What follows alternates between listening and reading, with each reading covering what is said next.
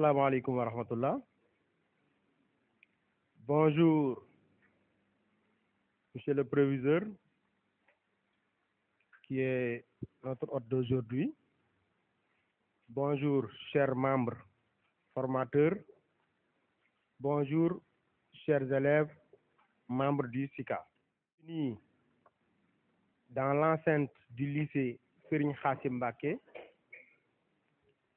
toujours avec le Forum civil en partenariat avec le SICA du lycée Serigne Khassim Mbacké, c'est-à-dire le club d'intégrité de citoyenneté active, dans le cadre des activités de formation que le Forum civil a eu à dérouler l'année passée et compte continuer cette année-ci.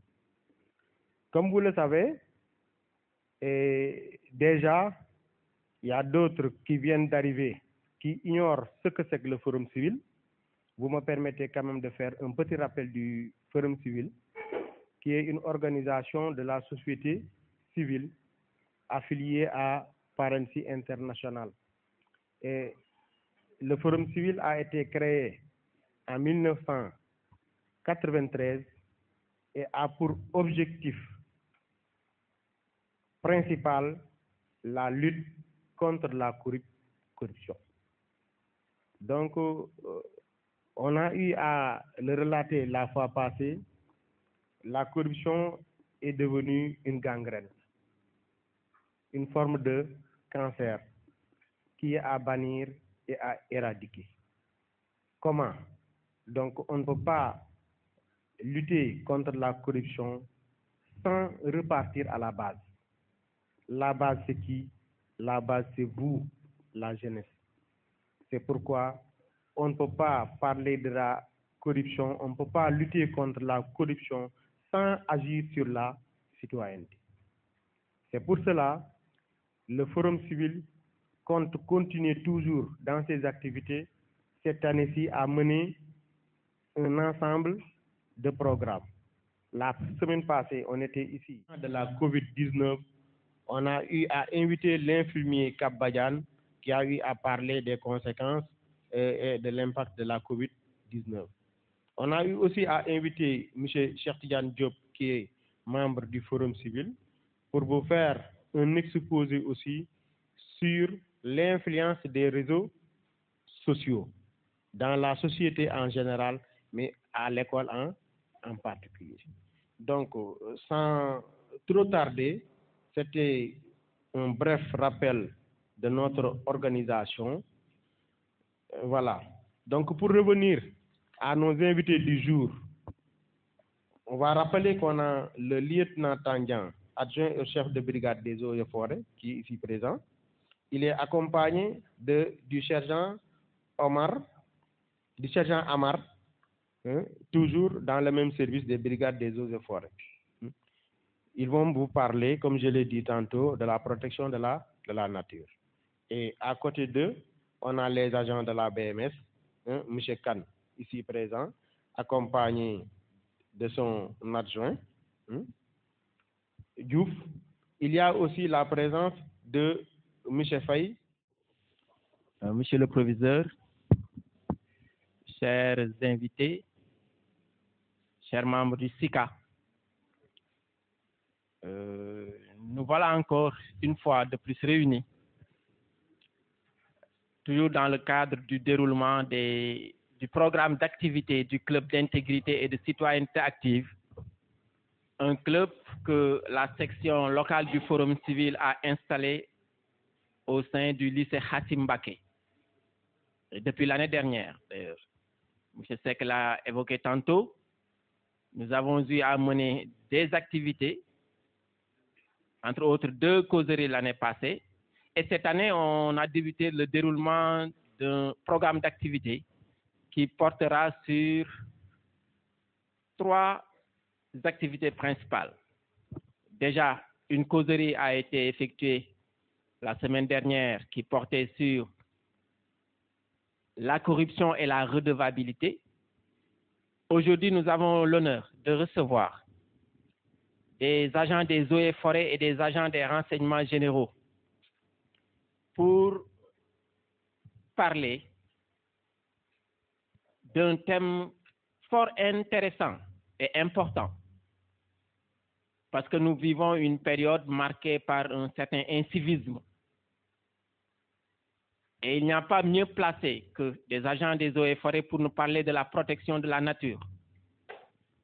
Il n'y a pas mieux placé que des agents des forces de sécurité pour nous parler de l'amour et du respect de la patrie. Ce sont ces deux thèmes-là qui feront l'objet du débat d'aujourd'hui.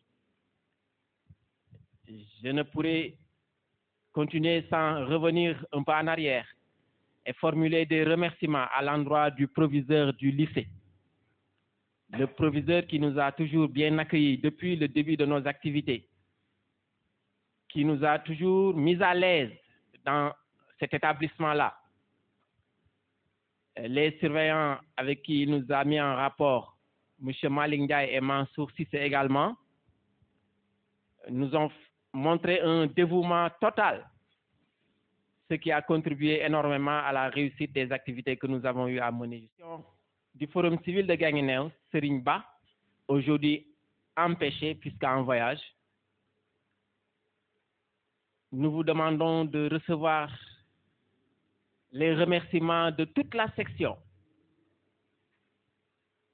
mais également les remerciements de la coordination générale, qui n'a pas manqué dernièrement de se féliciter des activités menées à Guinguinéo.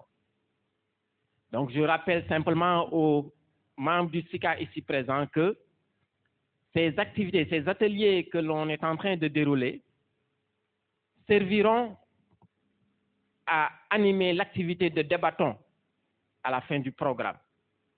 Donc, une activité de débatton sera organisée et les thèmes porteront sur la corruption et la redevabilité, sur la protection des ressources naturelles, mais également sur le respect et l'amour de la patrie. Donc, vous avez intérêt à bien suivre et à prendre note, puisque cela servira très prochainement. Et également, nous avons pris le soin d'inviter des représentants des gouvernements scolaires, des collèges de la commune, parce que la prochaine activité consistera à faire un déplacement au niveau de ces collèges en vue de sensibiliser les membres de ces gouvernements scolaires sur les thèmes qui ont fait l'objet de débats ici même au lycée. Donc, Monsieur Seck, c'est sur ces mots que je m'en vais vous remettre la parole pour permettre un bon déroulement des travaux du jour. Merci beaucoup. Pour plusieurs raisons sur lesquelles je vais revenir tout à l'heure.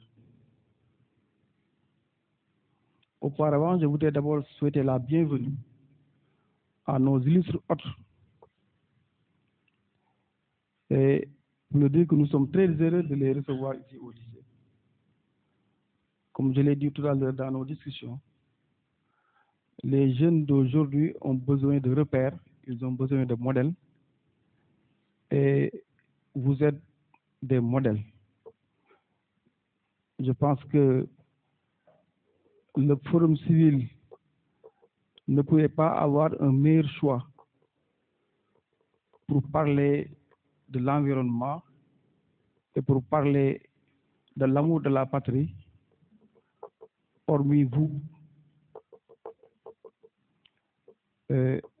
Donc, que ce soit les élèves, que ce soit nous-mêmes, nous allons profiter de cette séance de communication pour enrichir notre culture générale, mais aussi notre comportement par rapport à l'environnement.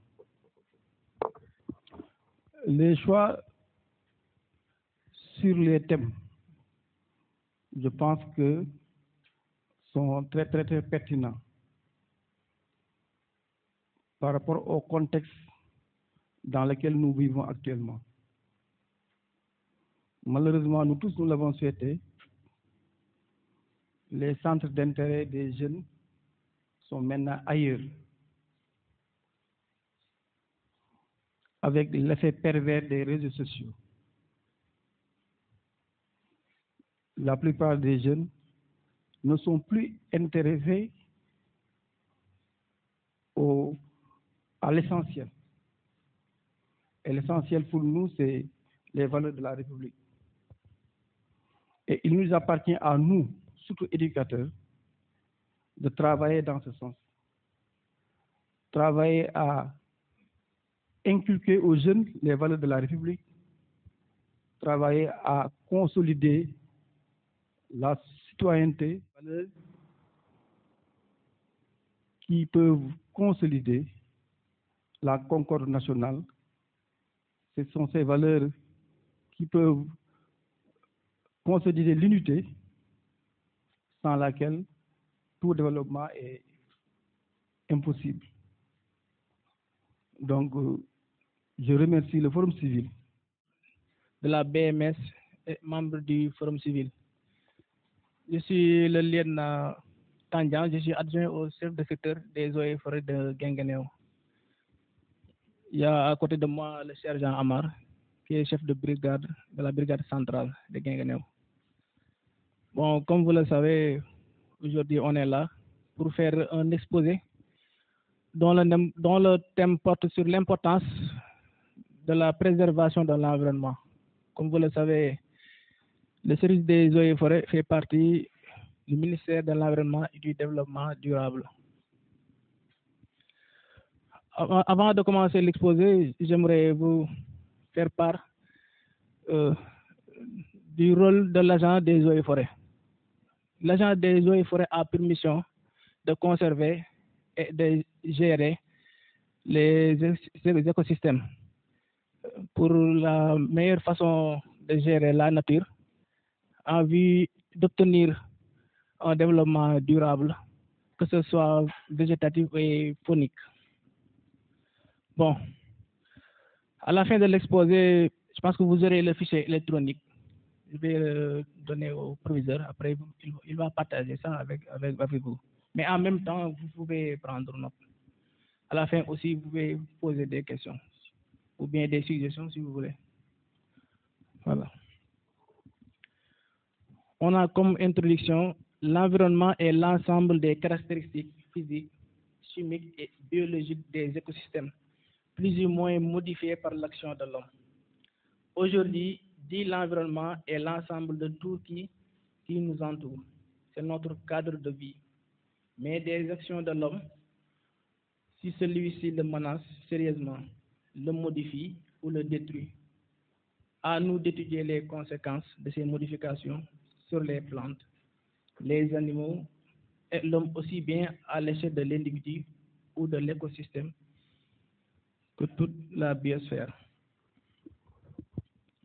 Grand 1, on a l'importance de l'environnement pour l'homme. Au plan sanitaire et nutritionnel, l'environnement étant notre cadre de vie, il influence fortement notre bien-être, santé et mode de nutrition. Parlant de santé, le cadre de vie, son état, joue sur le bien-être de l'homme. Un environnement malsain conduit inévitablement ses habitants à des maladies, voire à la mort. C'est bien ayant pris conscience de ce fait que la promotion de la protection de l'environnement est devenue l'affaire des organisations internationales et de tout aujourd'hui. Dans beaucoup de pays, bon nombre de maladies sont traitées à partir des racines, des écorces, des feuilles. Ces plantes sont regroupées sous l'appellation de plantes médicinales. L'environnement marin ou l'espace marin intervient également dans la nourriture et médecine. Nous avons la crénothérapie et la thalanothérapie, c'est-à-dire l'utilisation des eaux, des sources et des mers pour soigner certaines maladies. Pour se nourrir, l'homme regarde autour de lui, dans un environnement, pour voir qu'est-ce qu'il peut trouver à manger. L'origine de la ration alimentaire de l'homme, ainsi que celle de tout être vivant, ne provient de nulle part ailleurs que dans son milieu de vie, l'environnement. On a ensuite, au plan économique et culturel, un bon environnement est élément essentiel dans le développement économique d'un pays. En effet, dans le domaine du tourisme, par exemple, certains éléments de la nature ou l'environnement constituent de véritables atouts. Les forêts, les cours d'eau, les reliefs particuliers comme dans les zones montagneuses, comme le cas de la région de Kédougou. Et la présence de certaines espèces rares sont des exemples, entre autres, qui attirent de nombreux touristes. Le transport maritime, la pêche, le travail de bois, l'industrie sont des activités économiques dépendant de l'environnement car la matière première nécessaire y provient. Toutes les activités économiques, quelles que soient des ressources dans les profondeurs de la nature, de l'environnement. Notre environnement nous apprend beaucoup. C'est pour des raisons culturelles que des parcs et réserves naturelles ont été conçus pour ne pas priver les générations futures que vous ayez la connaissance de certaines espèces animales et végétales à travers les parcs zoologiques, les forêts classées, les réserves, les jardins botaniques. Des jeunes élèves et étudiants ainsi que d'autres personnes arrivent à voir et connaître certaines espèces végétales ou animales. Grado, on a les actions de l'homme sur l'environnement. L'impact de l'homme sur la biosphère. Au sens littéral, biosphère représente la sphère de la vie, c'est-à-dire le volume dans lequel évoluent les êtres vivants. C'est le contenant et la biodiversité désigne donc le contenu. Aujourd'hui, une définition simple, la biosphère est l'ensemble des organismes vivants et leur milieu de vie. La conservation, c'est la diversité biologique définie de façon formelle, la biodiversité, dans son article 2 comme étant la variabilité des organismes vivants de toute origine, y compris entre autres les écosystèmes terrestres, marins et autres écosystèmes aquatiques, et les complexes écologiques dont il fait partie. Cela correspond à la diversité au sein des espèces et entre espèces, ainsi que celle des écosystèmes. Deuxième point, on a l'impact de l'homme sur le milieu et les autres êtres vivants. L'homme moderne, Homo sapiens, est apparu tardivement sur la planète. Les premiers hommes, peu nombreux et dépourvus en harmonie avec leur milieu, sans le dégrader. Ils étaient des chasseurs, des pêcheurs, des cueilleurs de produits forestiers, qui avaient besoin pour survivre et de bien connaître les plantes et les animaux. Cet équilibre a profondément changé avec la première révolution agricole au néolithique, qui a favorisé l'érosion des sols et la régression de la végétation naturelle. La plupart des activités humaines ont répercussions graves sur l'environnement avec comme conséquence émission de dioxyde de carbone, CO2, et d'autres gaz à effet de serre. On a l'appauvrissement des couches d'ozone, de la couche d'ozone, dégradation de la quantité de l'eau, polluants, agents pathogènes, bactéries, nutrition. On a la dégradation de la quantité de l'air, c'est-à-dire les polluants, agents pathogènes, bactéries, nutriments, entraînant des maladies comme la pneumonie, la maladie chronique comme le cancer du poumon, les maladies cardiovasculaires. On a l'acidification des lacs et des rivières, les dépôts polluants atmosphériques sur les terres et les plans d'eau, décharge de déchets dans les dépotoirs, rejet d'eau usée, diminution de la quantité de l'habitat des poissons et d'autres organismes aquatiques, accroissement des eaux de ruissellement et de l'érosion, rareté ou disparition des populations de poissons, nécessité de développer les infrastructures et des activités de traitement de l'eau, prolifération des algues, diminution de la biodiversité, empiètement d'espèces exotiques envahissantes, par exemple l'Atifa, par exemple. Bon, il y a les causes et les conséquences. Je vais laisser au sergent de nous lire cette partie.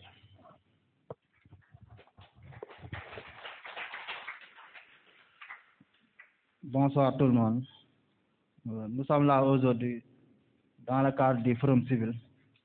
Je salue de passage le proviseur et tous les représentants, comme les agents de la BME. Je vais continuer l'exposé. Pour les causes et conséquences, il existe les causes dues par l'action de l'homme, causes anthropiques et celles naturelles. Par ses activités, l'homme est le plus grand vertébré, distributeur qui ne les coupe à blanc des forêts primaires pour les transformer en zones agricoles, détruit un écosystème particulier qui joue un rôle important dans le cycle de l'eau, dans l'équité et la structure du sol et dans la régularisation du climat de la planète. L'exploitation des ressources minières et des richesses du sous-sol détruit la surface du sol et les écosystèmes qu'elle supporte, forêts, zones naturelles, sols arables, lacs et les rivières. Les constructions anarchiques de maisons, de routes et de barrages hydroélectriques provoquent les inondations et détruisent parfois des zones agricoles ou forestières. Le jet des déchets plastiques dans les rues crée l'insalubrité, la mauvaise gestion des déchets ménagers est à l'origine des problèmes de la santé publique, d'autant plus qu'il constitue le facteur dominant de création de nids, de production des vecteurs de menaces de la santé, comme les moustiques, les mouches, les cafards, les souris. Au-delà de la pollution visuelle, les sachets plastiques sont nocifs pour la faune, la flore aquatique et le bétail. Pour les causes naturelles de destruction de l'environnement, on peut citer par exemple les tremblements de terre, les éruptions volcaniques, les ouragans, les tsunamis. Pour les solutions, puisque je faire pour protéger l'environnement pour les générations futures. Il y a une multitude de petits gestes que chacun de nous peut poser chaque jour à la maison, dans sa ville, dans son lieu de travail, dans les rues, dans les lieux de culte, dans les établissements publics pour contribuer à protéger l'environnement. Nous devons apprendre à être des citoyens modèles pour développer des attitudes et comportements responsables pour protéger et sauvegarder notre environnement pour des générations futures. Nous n'héritons pas de la terre de nos parents, nous l'empruntons à nos enfants. Antoine de Saint-Exupéry. Conclusion, l'homme dépend de son environnement. Sans lui, il ne peut survivre. Depuis plusieurs décennies, cet environnement est menacé. Il va falloir agir si nous voulons sauvegarder notre cadre de vie, assurer la survie des humains et celle des autres espèces. Nous sommes au terme de notre exposé. Je vais redonner Membres du Forum civil, chers assistants et membres du SICA et les présidents du gouvernement scolaire. Le thème que nous allons aborder avec vous, je veux dire, ce n'est pas une exposé, mais c'est une partage. Le thème s'apporte sur le respect, l'amour et la patrie. Je vais vous faire une petite brève synthèse après. M. Faye, mon collègue là, il va continuer l'exposé. Avant tout, d'abord, je vais vous donner le rôle de la police. La police est chargée essentiellement de la protection des personnes et des biens, du maintien de l'ordre public, de la constatation des infractions aux lois pénales, de l'assistance aux autorités administratives, à la préfecture ou à la gouvernance, administrative et diplomatique, et de la gestion de la mobilité urbaine, entre autres, tous les commissariats, etc.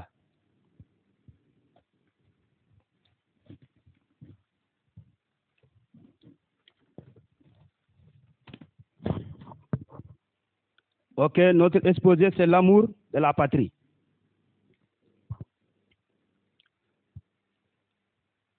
Il faut toujours partir du principe. Quel est ce principe-là? Ça veut dire quoi? L'amour de la patrie. Se demander toujours ce qu'on peut faire pour sa patrie. Et non se demander ce que la patrie peut faire pour soi.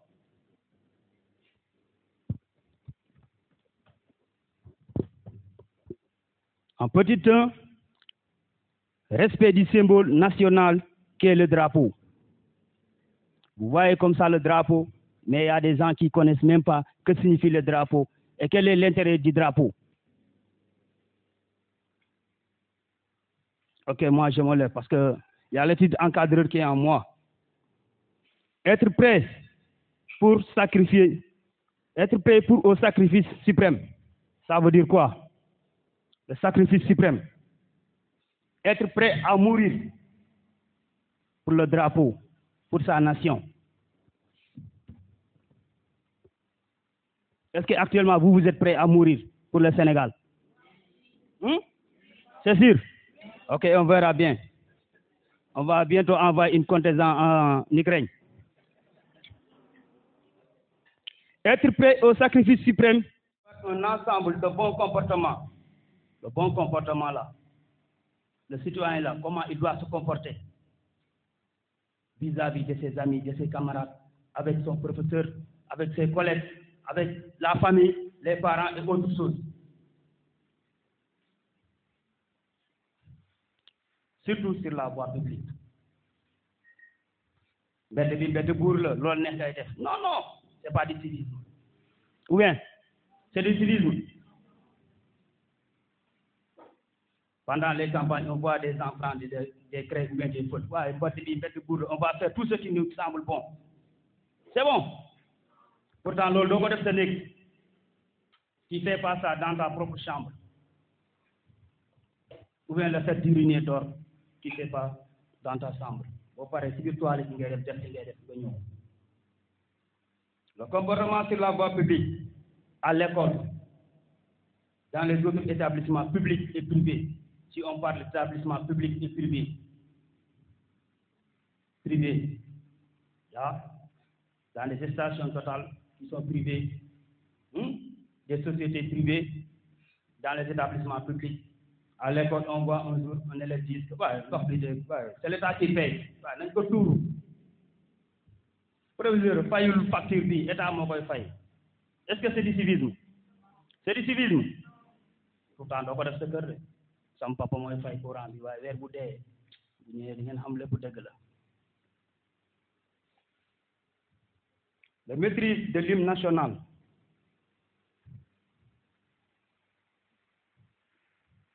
Vous maîtrisez votre hymne national.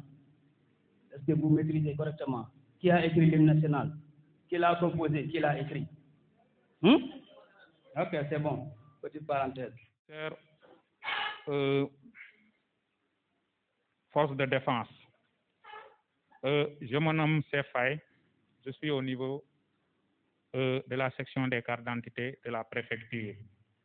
Je vais vous présenter l'exposé. Le thème, c'est l'amour de la patrie. Il faut bien écouter et prendre note. Jadis, l'amour de la patrie était considéré comme des valeurs incontournables dans une nation. Mais aujourd'hui, avec le manque de civisme, la patrie a tendance à perdre son rôle. L'amour de la patrie peut être entendu comme étant un sentiment d'appartenir à son peuple. Ainsi, dans un premier temps, nous allons vous aborder l'amour, dans un second temps, la patrie. En grand 1, l'amour. Dans un pays démocratique comme le Sénégal, la première chose, c'est fier et ressentir